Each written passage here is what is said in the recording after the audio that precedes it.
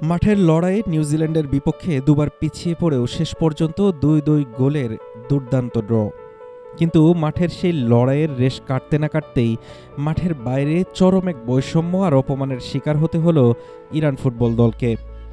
New Zealand ম্যাচের পর শরীর জোড়ানোর ন্যূনতম সময়টুকুও দেওয়া হয়নি তাদের। ম্যাচ শেষ হওয়ার মাত্র কয়েক ঘন্টার মধ্যেই ইরানি দলকে অবিলম্বে যুক্তরাষ্ট্রের ভূখণ্ড ছাড়ার নির্দেশ দেয় মার্কিন প্রশাসন।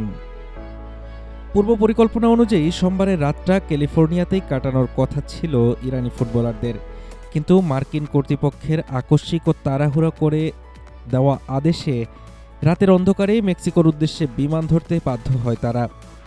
হাই ইন্টেন্সিটি ম্যাচের পর যেখানে ফুটবলারদের পেশির বিশ্রামের প্রক্রিয়াটি অত্যন্ত গুরুত্বপূর্ণ, সেখানে মাঝরাতে ১৪০ মাইল দূরের মেক্সিকোর টিজুয়ানা ক্যাম্পে জোর করে ফেরত পাঠানোয় ক্ষোভে ফেটে পড়েছেন ইরানের মূল কোচ।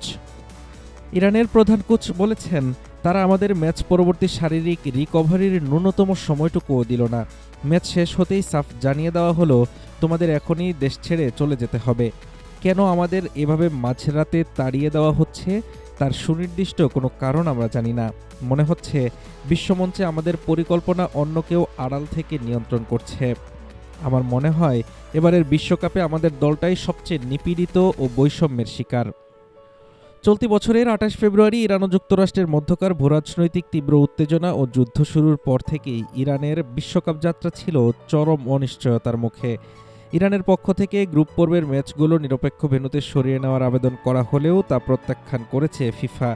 উল্টো ভিসা জটিলতার দোহাই দিয়ে ইরান ফুটবল ফেডারেশনের সভাপতি, সহকারী কোচিং স্টাফ এবং অফিসিয়াল মিডিয়া প্যানেলকে ভিসাই দেয়নি মার্কিন প্রশাসন। জানিয়ে লস অ্যাঞ্জেলেস ছাড়ার আগে নিজের হতাশা আড়াল করতে পারেননি দলের অধিনায়ক ও তারকা স্ট্রাইকার মেহেদী তারিমি। মেহেদী তারিমি জানান, আমাদের এখনই লস অ্যাঞ্জেলেস ছাড়তে হচ্ছে, যা দলের শারীরিক ও মানসিক প্রস্তুতির জন্য মোটেও ভালো কিছু নয়। ফিফার উচিত ছিল রাজনৈতিক প্রভাবমুক্ত থেকে আমাদের আরও সাহায্য করা। আমাদের জন্য মাঠের বাইরের সবকিছুই এখন এক একটা বিপর্যয়ের মতো।